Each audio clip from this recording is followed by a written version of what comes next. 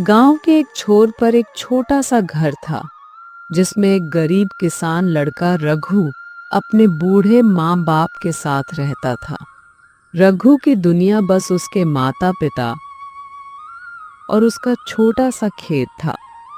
वह दिन रात मेहनत करता ताकि कुछ पैसे जोड़कर अपने माँ बाप का इलाज करा सके। उसके पिता को कई सालों से खांसी और सांस की बीमारी थी और उसकी माँ बूढ़ी और कमजोर हो चुकी थी। रघु ने अपनी पूरी मेहनत उस साल की फसल पर लगा दी। बड़ी मुसीबत में हूं भगवान, इस बार दया करके मेरी फसल अच्छी कर देना। मुझे अपने माँ बाप का इलाज भी करना है। उसने सोचा था कि इस बार फसल अच्छी होगी और उसकी जिंदगी की मुश्किलें कम हो जाएंगी।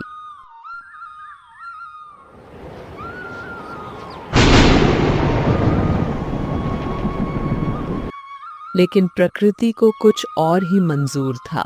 तेज बारिश और बेमौसम ओले ने उसकी पूरी फसल बर्बाद कर दी।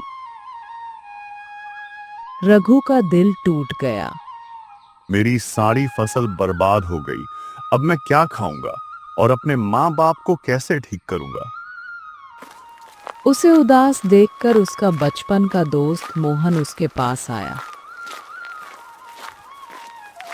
मोहन ने उसे उदास देखकर कहा, रघु भाई, इतना परेशान क्यों लग रहा है? मैं तुझे बचपन से जानता हूँ, तू इतना टूटने वालों में से नहीं है। मोहन, इस बार की फसल पूरी तरह बर्बाद हो गई। माँ बाबूजी के इलाज के लिए जो आस थी वो भी खत्म हो गई। अब समझ नहीं आ रहा कि क्या करूं। भाई, भगवान पर भरोसा रख। देख, यह वक्त भी बीत जाएगा। तू चाहे तो किसी बड़े सेठ के पास काम करके कुछ पैसे कमा सकता है। मैं तो किसी नगर सेठ को नहीं जानता हूं, कोई मुझे काम पर क्यों रखेगा? मुझे तो ज्यादा पढ़ना लिखना भी नहीं आता। मेरा नसीब ही खराब है। भाई, चिंता मत कर। भगवान हर किसी के लिए कुछ अच्छा सोचते हैं। मैं हूं ना तेरी मदद करने के लिए। मैं जिस किसान के यहाँ काम करता हूँ, तू भी मेरे साथ उसके यहाँ काम कर लेना।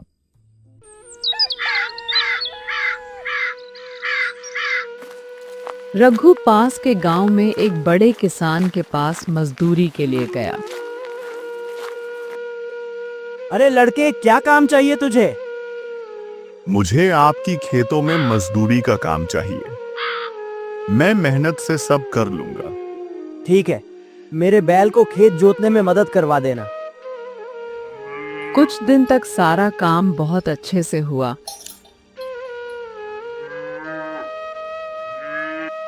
लेकिन रघु का नसीब फिर से उसकी मेहनत के आगे आ गया। लड़के, मेरा बैल मर गया। अब मैं तुझे काम पर नहीं रख सकता। क्या? बैल मर गया? लेकिन कैसे? पता नहीं, शायद बूढ़ा हो गया था। अब मेरे पास तुझे देने को कुछ नहीं है। रघु को लगा जैसे उसके नसीब ने फिर एक और चाल चल दी। वह निराश होकर वापस घर लौट गया और अपनी माँ को सब बताया। मैं जानती हूँ बेटा, तू कितना मेहनती है, लेकिन नसीब से कोई नहीं लड़ सकता। अब हमें ही देख ले, पता नहीं कितने दिन तक जिंदा रहेंगे। ऐसा मत कहो माँ, मेरा नसीब खराब चल रहा है, लेकिन मैं हिम्मत नहीं हारूंगा। मैं राजा के दरबार में जाऊंगा। हमारे राजा बहुत दयालु हैं, वह जरूर मुझे कुछ काम देंगे। ठीक है बेटा, मैं तुझे आशीर्वाद देता हूँ, तेरा काम बन जाए। रघु महल पहुंचा और राजा के दरबार में अपनी समस्या बताई। कौन हो तुम और क्या चाहते हो? महाराज, मेरा नाम रघु है। मैं एक गरीब किसान हूँ। मेरी फसल बर्बाद हो गई है और मेरे बूढ़े माँ बाप के इलाज के लिए मुझे पैसों की जरूरत है। कृपया मुझे कोई काम दे दीजिए। हम तुम्हारी मदद करेंगे, लेकिन क्या तुम मेहनत करने को तैयार हो? जी महाराज, मैं किसी भी तरह का काम करने को तैयार हूँ। ठीक है, तुम्हें हमारे मनपसंद हाथी की देखभाल करनी होगी। यह हाथी हमारे लिए बेहद खास है। हमारा हाथी हमें जान से भी ज्यादा प्यारा है, इसीलिए इसकी अच्छे से देखभाल करनी होगी तुम। महाराज, मैं वादा करता हूं कि हाथी की पूरी सेवा करूंगा। रघु ने हाथी की देखभाल शुरू कर दी। वह दिन रात उसकी सेवा में लगा रहा। लेकिन जब हाथी बीमार पड़ा तो रघु के मन में चिंता घर करने लगी। वह राजा से बात करने गया। महाराज, मैंने हाथी की देखभाल में कोई कमी नहीं छोड़ी, लेकिन वह अचानक बीमार पड़ गया है। कोई बात नहीं, अगर हाथी बीमार पड़ गया है तो वैद्य के पास जाकर उसे दवाई खिला दो। रघु भागते भागते वैद्य के पास गया। बताओ लड़के, क्या चाहिए तुम्हें? महाराज का मन पसंदीदा हाथी बीमार हो गया है। उसे ठीक करने के लिए आपसे दवाई लेने आया हूं। मैंने उसे हाथी की हालत देखी थी, उसका अंत निकट आ गया है। लेकिन फिर भी तुम यह दवाई ले जाओ, अगर उसके नसीब में होगा तो वह बच जाएगा। रघु दवाई लेकर आया और उसने हाथी को दवाई खिला दी, मगर उसकी हालत में कोई सुधार नहीं हुआ। वह राजा के पास फिर गया। महाराज, मैंने वेद जी की दवाई हाथी को खिला दी, मगर उसे कोई आराम नहीं मिला। वैदिक जी ने कहा है कि उसे हाथी का जिंदा रहना उसके नसीब में नहीं है। तुम्हारी जिम्मेदारी थी कि हाथी स्वस्थ रहे। अगर उसे कुछ हुआ तो तुम इसके लिए जिम्मेदार माने जाओगे। रघु की आंखें नम हो गईं। वह वापस हाथी के पास गया और उसे ठीक करने की हर कोशिश में जुट गया। रघु ने हाथी की सेवा में कोई कसर नहीं छोड़ी। उसने हाथी को अच्छे से खिलाया पिलाया और समय पर उसकी सफाई की। रघु के लाख कोशिशों के बाद भी उसकी हालत खराब होती गई। उसी समय एक भूखा साधु महल के पास बेहोश होकर गिर पड़ा।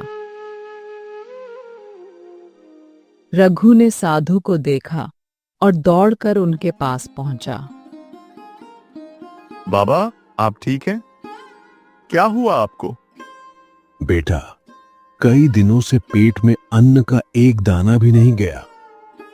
भूख और कमजोरी से शरीर ने जवाब दे दिया है।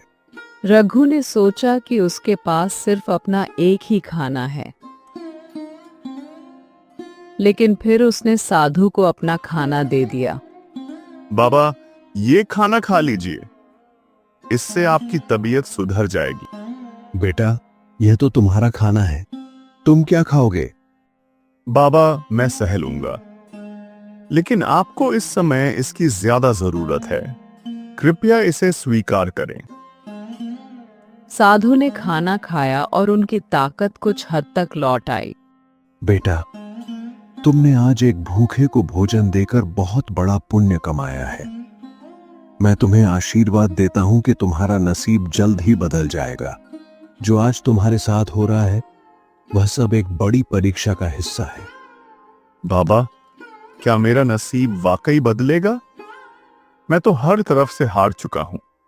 बेटा, नसीब वही बदलता है जो खुद पर विश्वास रखता है और कठिनाइयों का सामना करता है। तुम्हारे अच्छे कर्म तुम्हें जल्द ही फल देंगे, बस धैर्य रखो। साधु ने रघु को आशीर्वाद दिया और वहां से चले गए। रघु ने भूखे पेट ही रात बिताई, लेकिन उसके मन में साधु की बातों ने एक नई उम्मीद जगा दी।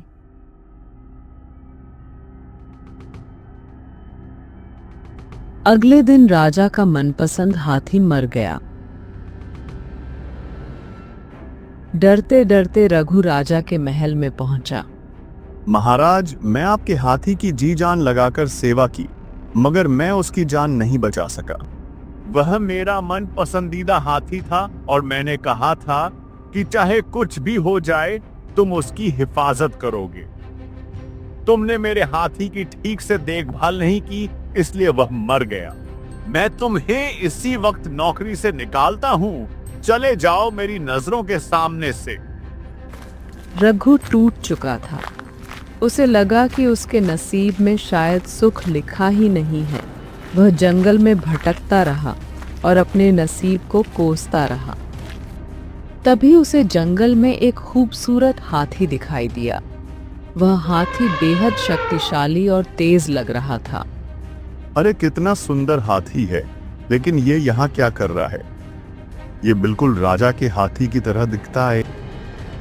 रघु ने सोचा कि इस हाथी की मदद से वह कोई काम ढूंढ सकेगा। रघु ने हाथी को काबू में कर लिया। वह हाथी पर सवार होकर काम की तलाश में निकल पड़ा। लेकिन 2 दिन तक उसे कोई काम नहीं मिला। वह भूखा और थका हुआ था। तभी उसे कुछ लोग मिले। भाई साहब, क्या आप मुझे कुछ खाने के लिए दे सकते हैं? मैं बहुत भूखा हूँ। अरे भाई, इतने भूखे प्यासे कहाँ जा रहे हो? काम की तलाश में निकला था, लेकिन मेरा नसीब खराब है। मुझे कोई काम नहीं मिला। उन लोगों ने उसे खाना खिलाया और उसकी मदद की। तीसरे दिन रघु फिर जंगल से गुजर रहा था। उसने देखा कि उसका पुराना राजा जंगल में घायल पड़ा है। महाराज, आपकी ये हालत कैसे हुई? क्या आप बता सकते हैं? अरे रघु, तुम हो क्या? मैं शिकार के लिए आया था, फिर मेरा हाथी बेकाबू हो गया और मुझे यहाँ गिरा के भाग गया। मेरे सैनिक भी कहीं दिखाई नहीं दे रहे हैं। आप मेरा हाथी ले जाइए महाराज। ये हाथी बिल्कुल आपके प्यारे हाथी जैसा ही दिखाई देता है। मैं हाथी पे नहीं बैठ पाऊंगा रघु। मैं बहुत ज्यादा घायल हो गया हूँ। तुम्हें मेरी मदद करनी होगी। मुझे महल तक छोड़ दो। ठीक है महाराज, मैं आपको महल तक छोड़ दूंगा। रघु ने बिना समय गंवाए राजा को अपने हाथी पर बिठाया और महल तक पहुंचाया। राजा उसकी ईमानदारी और दयालुता से बहुत प्रभावित हुआ। अगर तुम न होते तो शायद मैं आज जिंदा नहीं होता रघु। आप हमारी रक्षा करते हैं महाराज। हमारा भी फर्ज बनता है आपके लिए जान न्योछावर करना। मैं तुम्हें 100 सोने की मोहरें और मुख्य सेनापति नियुक्त करता हूँ। मैं आपका एहसान कैसे अदा करूं महाराज? मुझे समझ नहीं आ रहा। ये एहसान नहीं है रघु, और अगर तुम मेरे लिए कुछ करना चाहते हो तो अपना हाथी हमारे अस्तबल में चलाने के लिए दे दो। ये हाथी मेरा नसीब लेकर आया है महाराज। जो मुझे जंगल में मिला था, इसे आप रख लीजिए। मैं आपका हमेशा आभारी रहूंगा। राजा ने रघु के हाथी को अपने शाही अस्तबल में शामिल कर लिया और उसे इसके बदले बड़ा इनाम दिया। धीरे धीरे रघु की किस्मत बदलने लगी। उसकी फसल इस बार खूब अच्छी हुई। उसके माँ बाप का इलाज भी अच्छे से हो गया। मैं ना कहती थी बेटा, एक दिन तेरा नसीब जरूर अच्छा होगा। आज देख, हमारे घर में सारी खुशियां वापस आई हैं। हाँ माँ, मेरा नसीब अब साथ दे रहा है। मुझे चारों तरफ से सिर्फ खुशियां ही मिल रही हैं। उसकी जिंदगी में फिर से खुशियां लौट आईं। उसे समझ में आ गया कि जीवन में उतार चढ़ाव आते रहते हैं, लेकिन मेहनत और धैर्य का फल जरूर मिलता है। नसीब से पहले किसी को नहीं मिलता, लेकिन जो नसीब में लिखा होता है वो जरूर मिलता है।